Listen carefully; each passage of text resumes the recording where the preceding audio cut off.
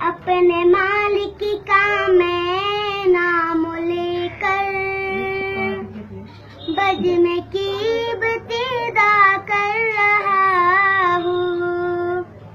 या खुदा बारू रख मेरी तो तेरी हमदो सना कर रहा हूँ।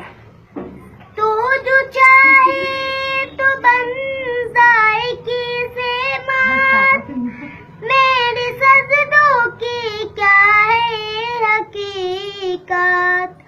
तेरी चौखट पे सर को झुका कर फर्ज अपना अदा कर रहा हूँ।